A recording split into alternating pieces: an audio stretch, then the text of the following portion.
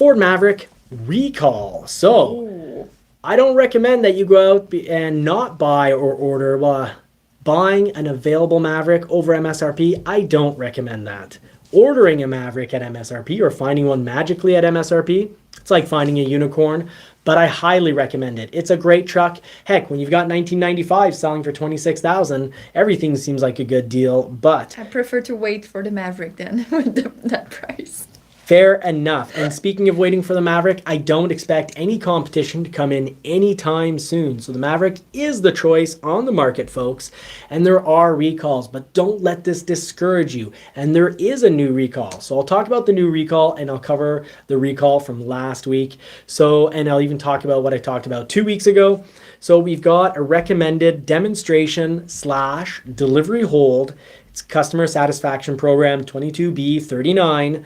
So certain 2022 Mavericks, HEVs, so that's the hybrid, has a no start condition. Now, in Canada, this affects 1,344 units.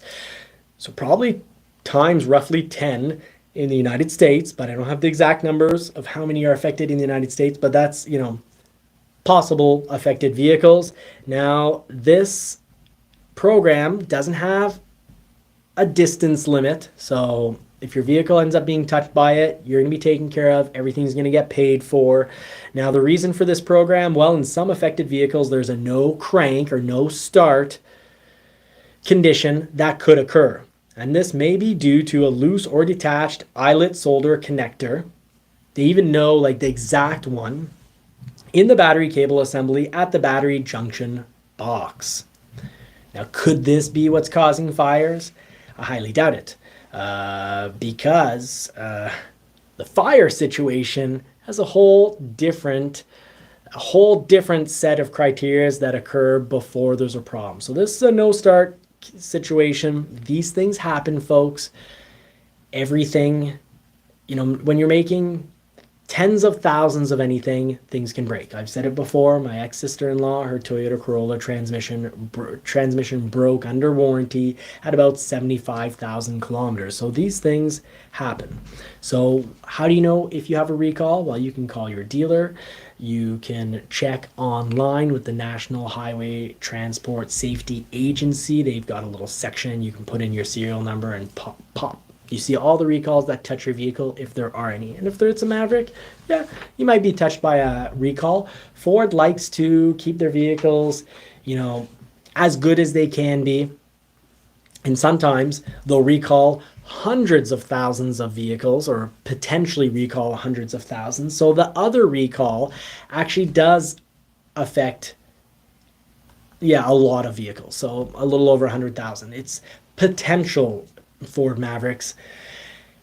And what's going on there? Well, there's a little lesson to be learned in all of it.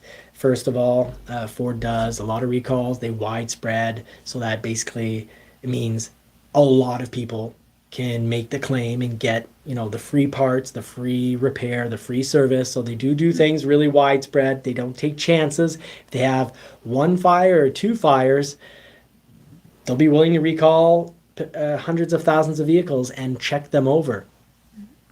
So with the Ford Maverick, low 100,000 vehicles for that. But what's going to happen is you are going to hear kind of like a bang, metal on metal sound. You're going to lose power. And if so, pull over right away. And if beforehand your check engine comes on, pull over and call Ford Roadside Assistance. It's free.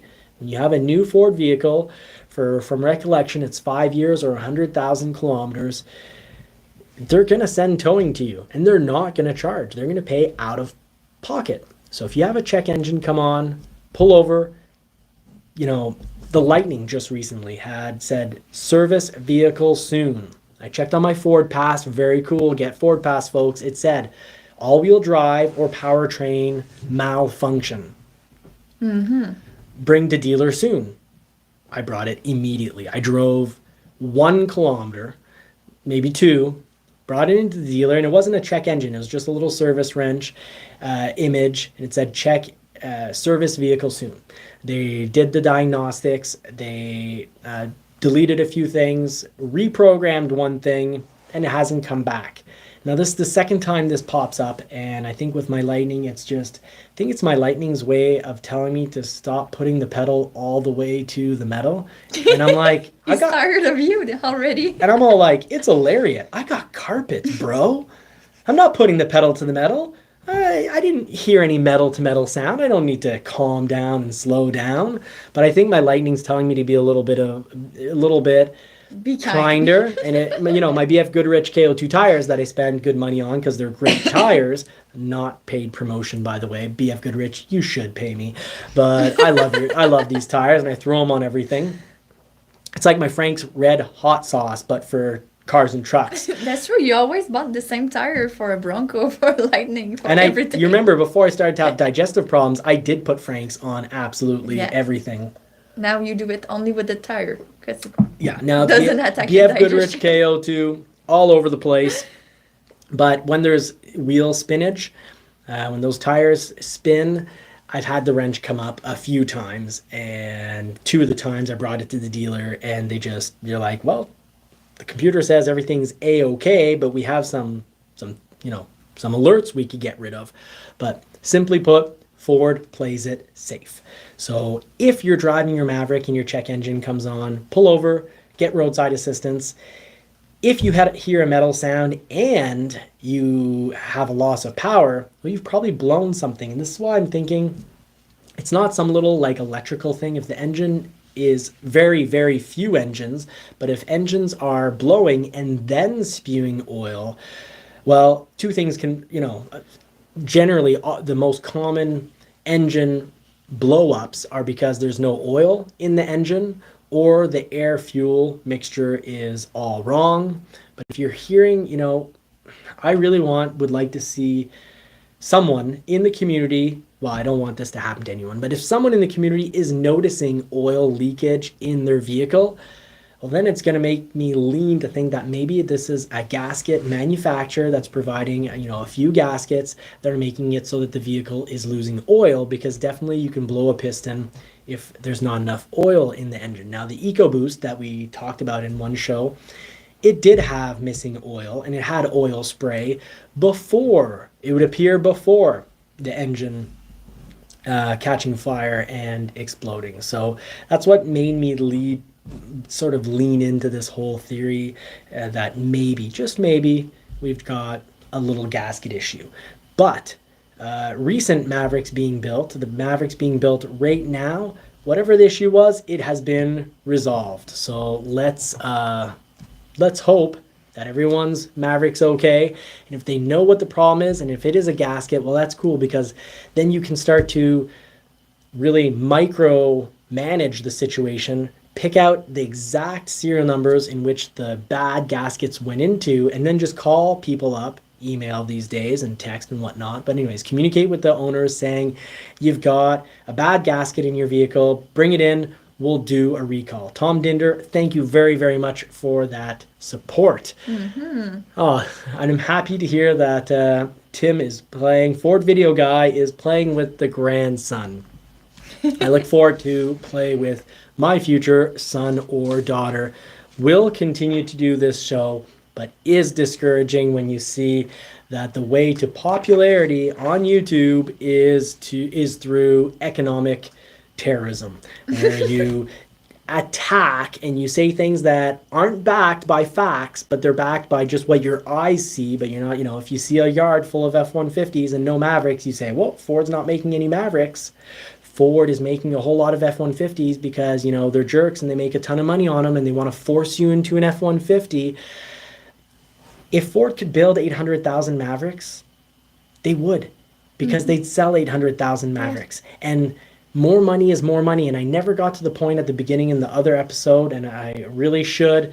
If you can edit it in with little type letters when you do the editing, honey, it's important to realize that the Maverick, over 60% of Maverick sales come from other brands.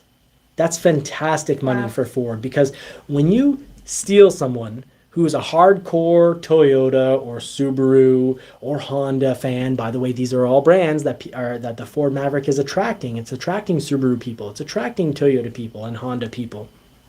When you bring them into the Ford family and they love their Maverick, well, guess what? The next vehicle, they might say, you know what? The family's grown a little. You have a Maverick. You're going to have a baby. What did you say? Oh, maybe a bigger truck or a bigger SUV. That's bringing in a customer from a different brand is incredible money. And the Maverick is having trouble keeping up because guess what? So many people are coming from other brands. So that's what's going on there. Over 60% are not traditional Ford people. They don't have Fords. If only Ford people were buying Mavericks, there'd be enough, just almost enough Mavericks for production. But the miracle is it's in bringing in so many other people. The Ranger never did that. The Ranger didn't steal, a ton of Dodge or GM or Toyota fans. The Maverick has. So that's the big surprise there. And now for the part of the show, we're going to talk more about ordering since we do have time before we order up our, F-150 or a Maverick. We can talk about constraints a little more in another episode unless I somehow find it really quickly in the photos. And I have found it really quickly in the photos. Someone's gone into the trouble at Ford Maverick Truck Club to talk about constraints. And by constraints, what do we mean? Well, we mean production being here and supply. Is it above or is it below? Below is bad, above is good.